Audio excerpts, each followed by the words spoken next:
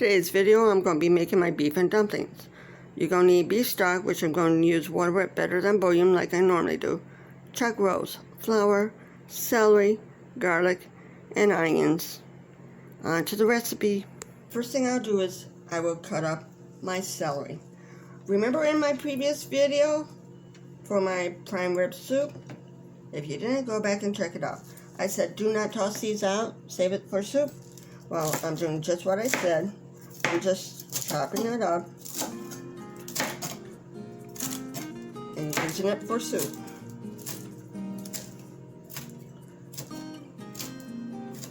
It is good for you, so I'm just chopping them up. I'll be back after I'm done chopping them up. Next, I will be doing celery, cutting off the white part like I normally do. I don't like that part. And then we're going to cut it down like that because I like smaller pieces. And you're going to cut. I like shooting today. And I cut it a little bit smaller because I don't like big pieces. And you keep scoring it down like this. And you keep chopping it. That's all you gotta do for your celery. Now I'm getting the last of the celery into the bowl. Next up will be the onion. Here's how I peel it. I don't know the correct way. I don't know if there is a correct way, but this is the way I do it. I cut a little slit going from top to bottom. That way I can get that real thin layer off the onion. And sometimes it takes a little bit to get it off. Sometimes it comes off real easy. Sometimes it don't. Now I'm just going to rough cut it because I got a little gadget over here that I like using. It saves me time. All you gotta do is rough cut it. You don't have to really do too much to it because you force it through it and it'll cut it for you. I'll show you how to do it after I get this rough cut. This is my little gadget I like using. All you do is put it in, press down, and it's chopped. You just keep doing it. Put it in, and it chops it for you. It saves time, and it's quick and easy to use. I'll be back when I'm done with this. The one nice thing about this gadget is it has another cutting side where you can actually get bigger pieces. I don't want bigger pieces. Now all I got to do is transfer it to my bowl. Now instead of transferring it to my bowl with the celery, I'm just going to dump it in my pot with the celery and the onions. Yes, I like onions. And now I will be doing some garlic. What I'm going to do before I send it through my trusty garlic press is I'm going to smush it to get the skin off. You put your weight down on it and smush it. And that'll pop the skin off. See how easy that was? Yeah, last time I didn't have a lot of strength to do this. And I'll do 2 cloves. I'll be back to run it through the press. I'm going to run it through my garlic press. If you're worried about garlic hand smelling, lemon juice helps it. So all you got to do is run it through the press. Come on. There we go. It was a big clove. Can you see? It's coming out.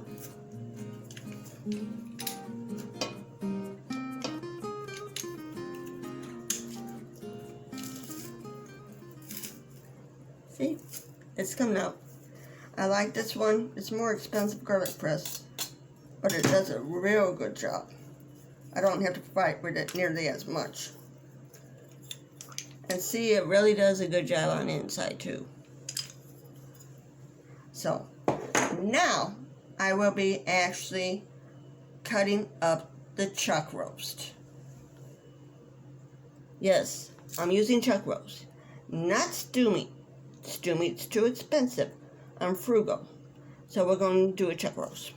Now what we're going to do is cut up this chuck roast and turn it into your stew meat.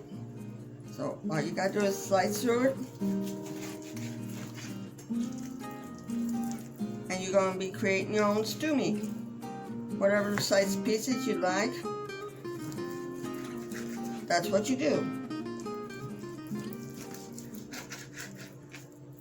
And yes, you can take off as much fat as you like. You can keep some on if you want. And get it the size of your stew meat. And we'll do the whole roast like this. I'll be back when this is done. This is what it looks like all cut up. Now I'm going to be moving my stock pot over here. And I'm going to be transferring it from this one over to here. Now we have to add the water to it. So I have to go over to the stove to add the water to make the stock. This is 1 cup water with 2 tablespoons better than Bouillon Beef Base. Don't worry, I know it seems like a lot, but we're adding just water now. I keep adding the water until the meat's covered. That's 2 cups, roughly.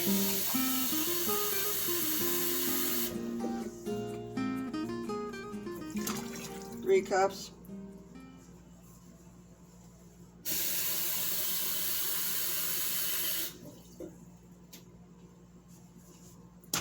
4 cups. Now, what we're going to be doing is we're going to be turning on the burner and let it cook. But before we let it cook, I'm going to add a few spices. Now, since I never had time to go to the store to get the fresh parsley, I prefer fresh. I'm going to use the jar and just dump some in. There is actually no measurement to it. I know I actually have some garlic powder. I know I actually have some actual garlic in here, but I'm actually adding some garlic powder because I like garlic. And now I'll be adding some black pepper. I just grind some in. There's no set amount. How much you like. You basically add the spices that you like to it. And let me get my wooden spoon.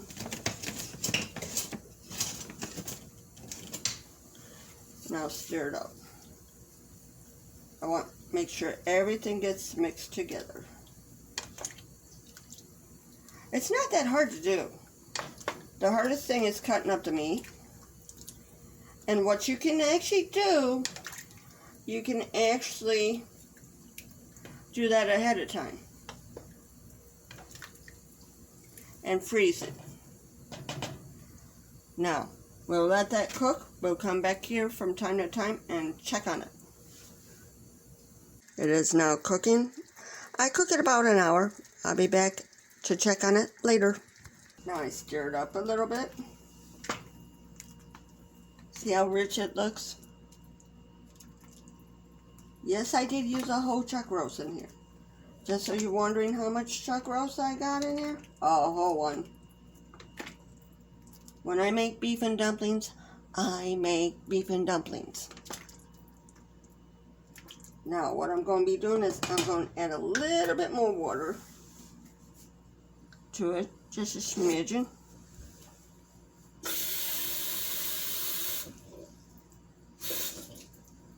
About a half a cup more.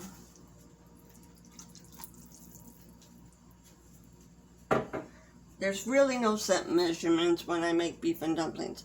The only things that set would be my dumpling recipe. And for the flour amount, I know it says on the recipe what to put in, but you have to do it until it's not sticky. That's a tip. So now I'll let that cook. First thing we're going to be doing is we're going to be measuring some flour.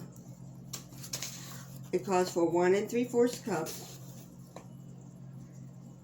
It don't matter if we get some flour on the table, because we're going to have to get flour on the table because these are rolled dumplings. So I'm not too worried about getting flour on the table. That's 1 cup. Now I got to do 3/4 more cups. It doesn't take long to make this. It takes longer to actually cook the meat. So we want 3/4 cups. 3/4 cups going in. Now I need a 1/2 teaspoon salt. So I'll be getting my salt now. Now the salt is a 1/2 teaspoon. And I'm going to use the pink Himalayan salt in it. That's what I normally use now. And then I will be beating an egg. And I got the butter to put in the broth. See, I melt the butter in the broth when I get it out of the pan. But right now, I'm just going to be beating the egg. I already broke the egg into my mug, so I'm beating it up. I just don't have a whisk small enough for my mug. So I'll be dumping that in a minute. Now that it's beat, now I'll get the broth with the butter. That's a 1/2 cup of broth that I have to a tablespoon butter. And I'm going to let that melt inside there before I add it to the flour mixture. I also have to add the eggs and flour mixture too. We will be mixing it with our hands. First I'll do it with a spoon, but then I know I'm going to have to mix it with my hands. Okay, I'm stirring it to melt this. I want to get the butter melted first. I'll be back once the butter's melted. Now, what I'm going to be doing is adding the 1/2 cup of broth and butter. Now I'll mix that up. I will be putting an egg in there too. Now the egg goes in now too. My mom just dumped everything together. Now this recipe my grandma got, I don't know where she got it. I think it's from a newspaper. I'm not sure. It's probably Daily Journal, but I'm not sure. But anyway, it's not my recipe. We just have to mix this really good so it's not sticky. Now, I got to get my hands in it. And now comes the messy part, when you get the hands in it.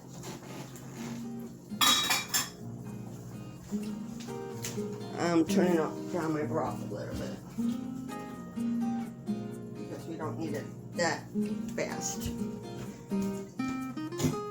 Now, get that done. Put some more in there because I know it's too.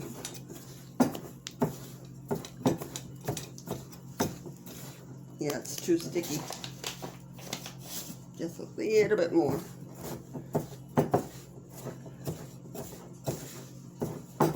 Because we're going to be rolling this out. Yeah, you want to incorporate all that flour.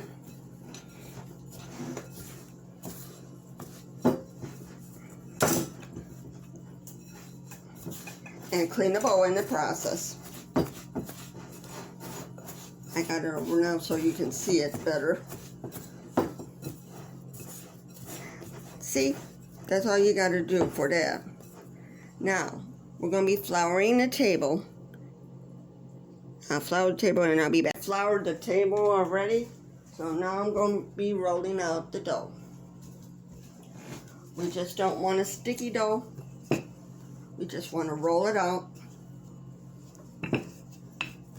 And yes, it might actually have some of the onions pieces in it from, yeah, it's still sticky, so we'll put some more flour on it because we don't want it sticky. It might have some of the onion pieces in it from the actual broth that I used to put in it. And you want to make it a square. Try to get it as much of a square as possible. I know you're not used to seeing me do this much work, but these are good. They are so good. Get over there. They're good to make and good to eat. So once you get it thin enough, then all you're going to be doing is slicing it. Now, I'm going to be slicing them. Now, I like them perfectly square, but it really don't matter. I do the square ones first. That don't mean the other ones ain't going to go in, because they are. You just cut them one direction, then you cut them the other direction. After I'm done cutting them that direction, I'll be back to show you the other direction. Now that they're cut that direction, now we're going to cut them the other direction. So we're just going to cut them to make squares.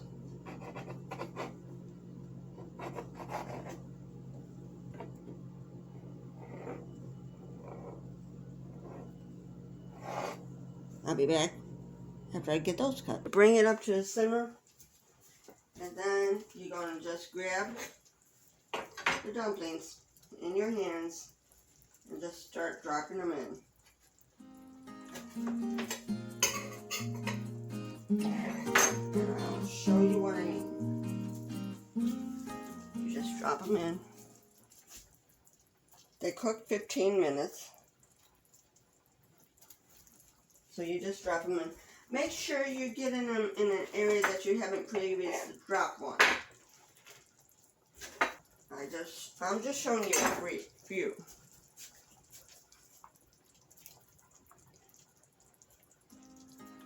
See, you just drop them in.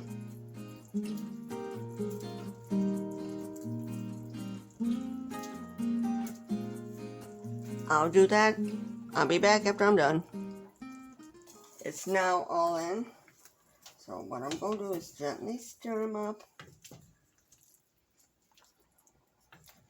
and cook them for 15 minutes. You can see they're starting to rise up to the top. That's what it looks like while it's cooking. This is what it looks like when it's done. See how they're nice dumplings? Yeah, how they turned out? See, some are actually square. Yeah. That's how it looks. That's my beef and dumplings. If you like my content, please subscribe. Make sure to like and share. Have a good day. Thank you. I like to do my disclaimer.